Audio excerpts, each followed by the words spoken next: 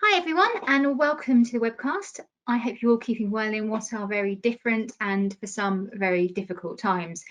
We find ourselves in new and unusual environments with the majority working from home and needing to learn to adapt to a remote way of working. Something that can be unsettling and challenging for the majority of us that are used to working in teams and having regular social interactions with our colleagues. One of the key challenges of working remotely is staying connected with your colleagues and your teams, and for line managers to be able to support their reports, but yet still allow the individual to grow and to find their own way of working in this new world. So over the next few weeks, I'm going to be running a series of 3 webcasts focusing on core skills to help manage people and relationships during this time. Today, we're starting off with coaching. Whilst the title may be coaching remotely for line managers, coaching skills are equally relevant to get the most out of peer-to-peer relationships and also to help you coach upwards. So today we're going to cover the what, the why, and the how of coaching remotely. So what is coaching? There are lots of definitions in the literature and lots of specialisms and types of coaching, but I've pulled out a definition from Whitmore, which for me sums it up. Coaching is unlocking a person's potential to maximise their own performance.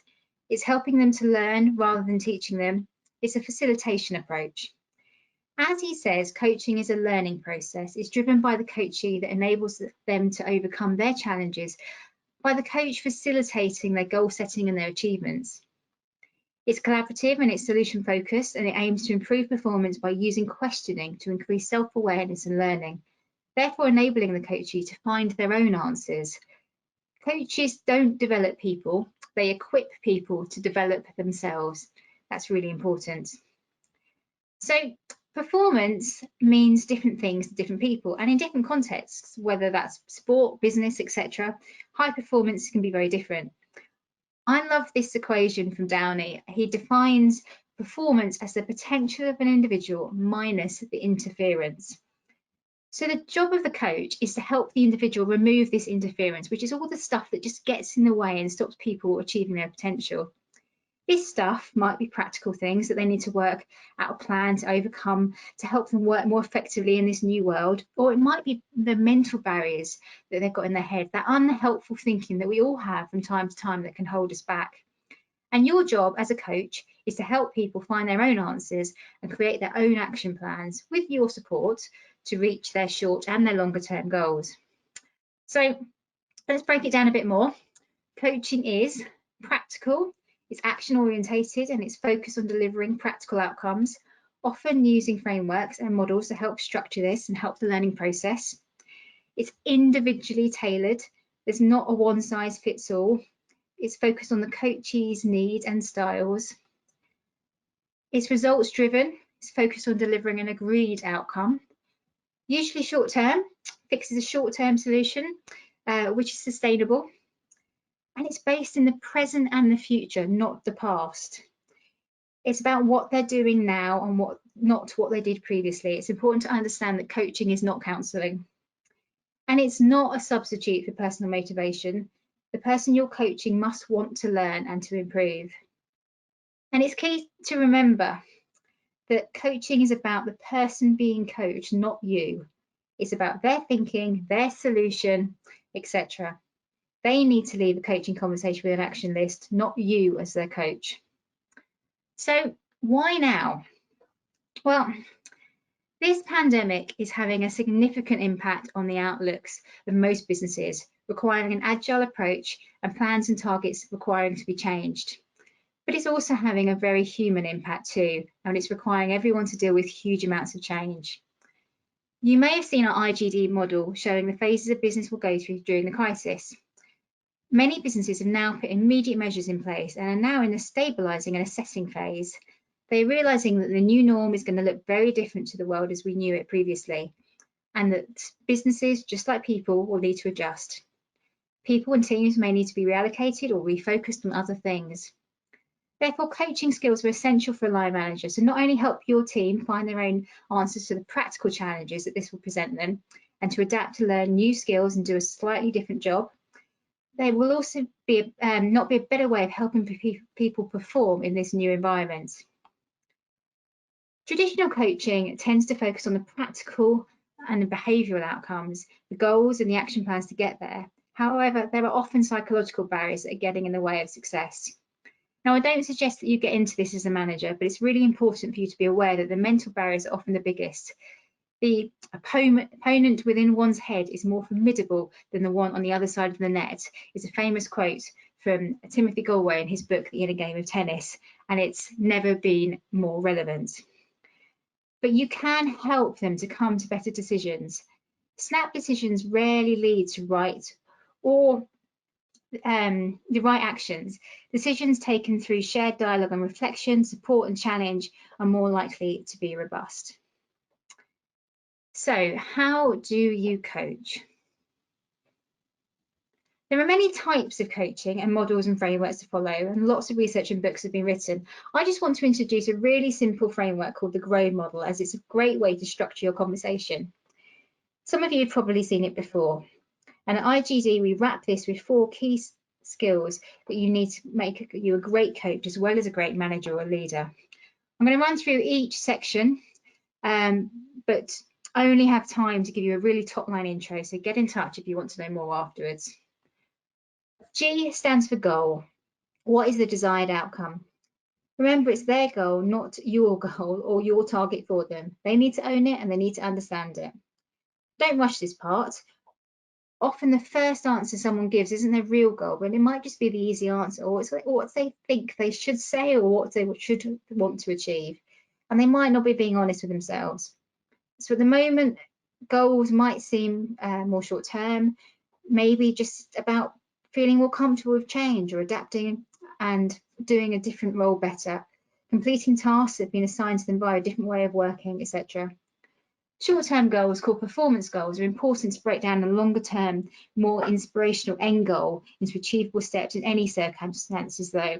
So really important. R stands for reality.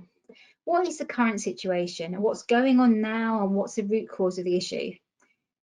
The coach here can really encourage greater awareness in this phase by asking good questions to help the individual look through the magnifying glass and consider a situation deeply and see the real depth and richness of the reality. And it can throw up real eureka moments. You may have got a view, and certainly if you're the manager, and you can share some feedback, but make sure you hear their perspective first. Don't just tell them yours. You may also have some insight into the business decisions or the way of working that would be useful to share and can add clarity to the situation.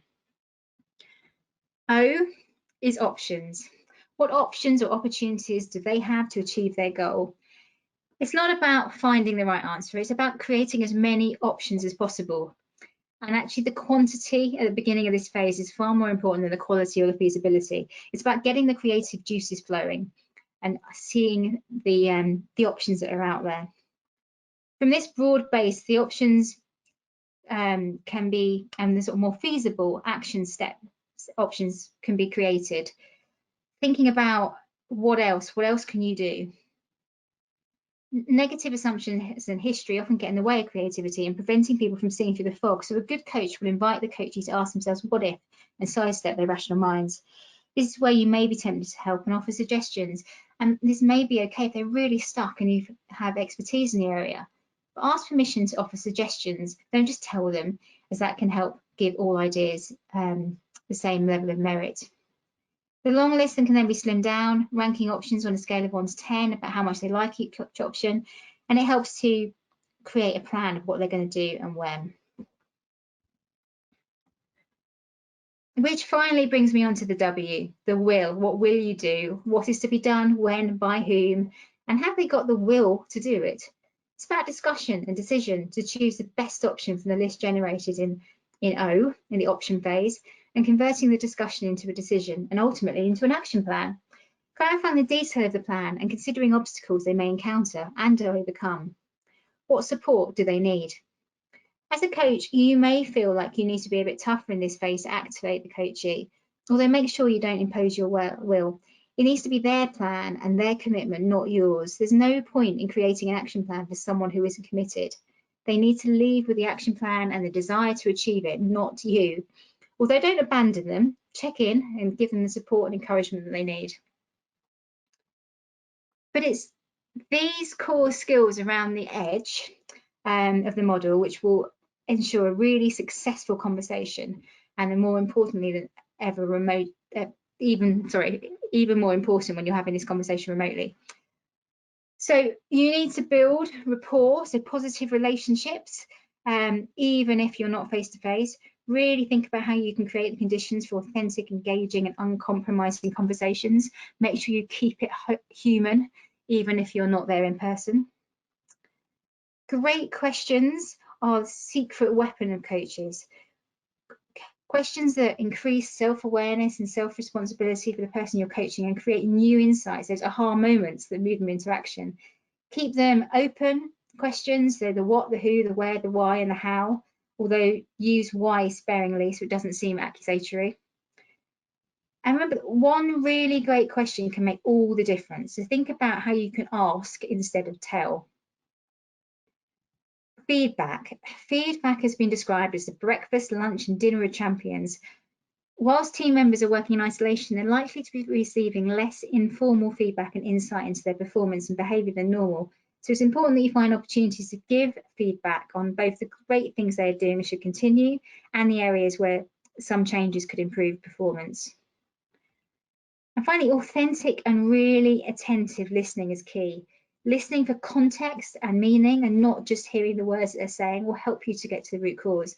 Listening is hard work, especially remotely, and needs real effort to be applied.